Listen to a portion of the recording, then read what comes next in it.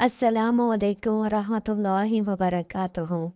اعوذ باللہ من الشیطان الرجیم، بسم اللہ الرحمن الرحیم۔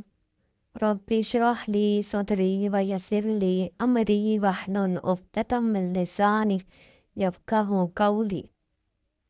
ربی زدنی علما، اے رب میرے علم میں اضافہ فرما۔ سورہ آل عمران ایپیسوڈ 8 آیت نمبر 26 سے 28۔ قل اللہم مالک الملک تؤتی الملک من تشاء وتنزع الملک ممن تشاء وتعز من تشاء وتذل من تشاء بيدک الخیر انک علی کل شیء قدیر۔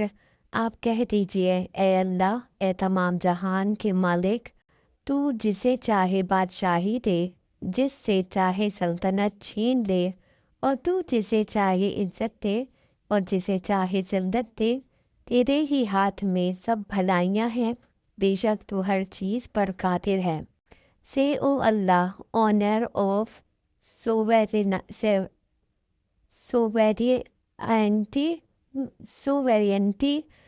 you give sovereignty to whom you will, and you take sovereignty away from whom you will. You honor whom you will, and you humble whom you will. In your hand in all good.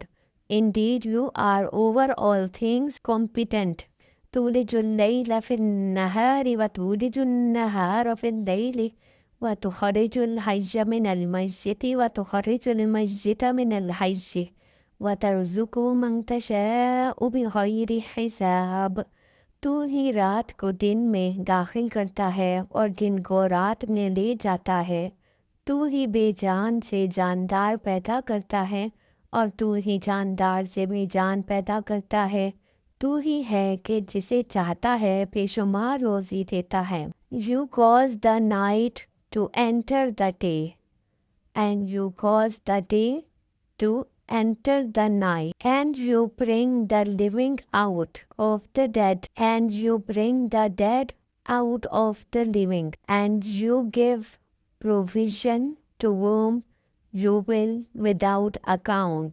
لا يتخذ المؤمنون الكافرين أولياء من دون المؤمنين ومن يفعل ذلك فليس من الله في شيء إلا أن تتقوا منهم تقاه ويحذركم الله نفسه وإلى الله المصير۔ مومنوں کو چاہیے کہ ایمان والوں کو چھوڑ کر کافروں کو اپنا دوست نہ بنائے، اور جو ایسا کرے گا وہ اللہ تعالیٰ کی کسی حمایت میں نہیں مگر یہ کہ ان کے شر سے کسی طرح بچاؤ مقصود ہو، اور اللہ تعالیٰ خود تمہیں اپنے ذات سے ڈرا رہا ہے اور اللہ تعالیٰ ہی کی طرف لوٹ جانا ہے۔ Let not believers take disbelievers as allies rather than believers, and whoever of you does that has nothing with Allah except when taking precaution against them in prudence, and Allah warns you of himself, and to Allah is the final destination۔ جب غزوہ احزاب کے موقع پر ان حضرت صلی اللہ علیہ وسلم نے پیشن گوئی فرمائی تھی کہ روم اور ایران کی سلطنتیں مسلمانوں کے قبضے میں آ جائیں گی، تو کفار نے بڑا مذاق اڑایا کہ ان لوگوں کو اپنے دفاع کے لیے خندق کھودنی پڑ رہی ہے اور ان پر فاقے گزر رہے ہیں، مگر دعوے یہ ہیں کہ یہ روم اور ایران فتح کر لیں گے۔ اس موقع پر یہ آیت نازل ہوئی جن میں مسلمانوں کو یہ دعا تلقین فرما کر ایک لطیف پیرائے میں ان کا جواب دے دیا گیا۔ سردیوں میں دن چھوٹا ہوتا ہے تو گرمیوں کے دن کا کچھ حصہ رات بن جاتا ہے، اور گرمیوں میں دن بڑا ہوتا ہے تو سردیوں کی رات کا کچھ حصہ دن میں داخل ہو جاتا ہے۔ مثلاً بے جان انڈے سے جاندار چوزا نکل آتا ہے، اور جاندار پرندے سے بے جان انڈا یعنی کہیں انسانوں کا خوف تم پر اتنا نہ چھا جائے کہ خدا کا خوف دل سے نکل جائے۔ انسان حد سے حد تمہاری دنیا بگاڑ سکتے ہیں، مگر خدا تمہیں ہمیشگی کا عذاب دے سکتا ہے۔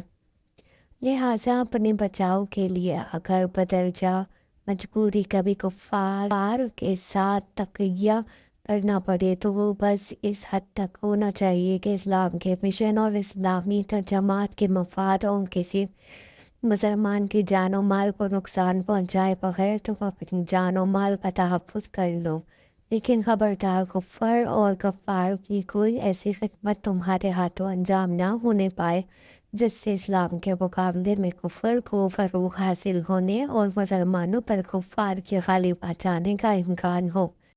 خوب سمجھ لو، اگر اپنے آپ کو بچانے کے لیے تم نے اللہ کے دین کو یا اہل ایمان کی جماعت کو یا کسی ایک فرد مومن کو کبھی نقصان پہنچایا یا خدا کے باغیوں کو کوئی حقیقی خدمات انجام دی تو اللہ کے محاسبے سے ہرگز نہ بچ سکو گے، جانا تم کو بہرحال اسی کے پاس ہے۔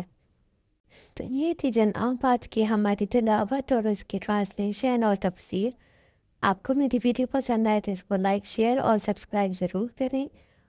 میرے ساتھ ایسے ہی جوائن رہیے تاکہ نئی سے نئی ویڈیوز آپ کو ملتی رہیں اور ہم آگے سے آگے اپنی آیات کو کنٹینیو رکھیں۔ نیکسٹ ویڈیو میں نئے سبق کے ساتھ دوبارہ ملاقات ہوگی، تب تک کے لیے اللہ حافظ۔